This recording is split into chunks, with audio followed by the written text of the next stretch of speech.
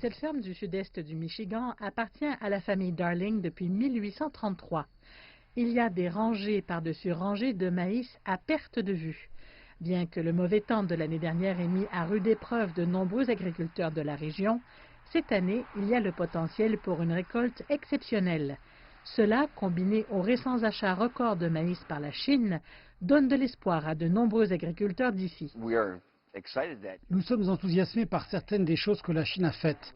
Chaque fois que nous voulons vendre quelque chose, ça nous donne de l'optimisme et ensuite, lorsque nous constatons la taille de la récolte que nous avons, venez s'il vous plaît l'acheter.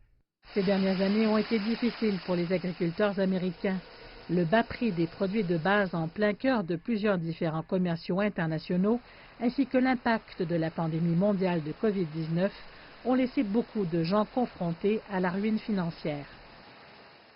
Le nombre de petites fermes familiales qui ont disparu parce qu'elles n'avaient pas les moyens de rester en affaires sur le plan économique. Et le taux de suicide dans nos communautés rurales a connu une forte augmentation au cours des 2 dernières années en raison de la conjoncture économique. En vertu des termes de l'accord commercial de phase 1 entre la Chine et les États-Unis, la Chine s'est engagée à acheter cette année pour 36,6 milliards de dollars de produits agricoles.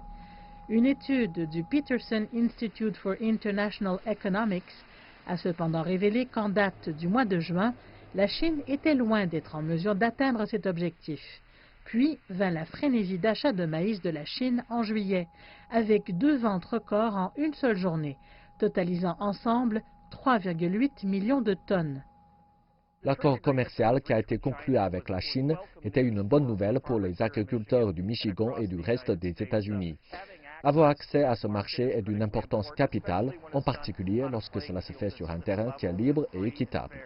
Le marché chinois est très important pour nous. Il est donc extrêmement important que nous traitions avec la Chine, car il y a 1,4 milliard de personnes à nourrir là-bas et nous aimerions être le partenaire qui aidera à le faire. Les agriculteurs américains doivent encore relever d'énormes défis et l'avenir demeure imprévisible. Mais l'on espère que ces achats seront un pas de plus dans la bonne direction.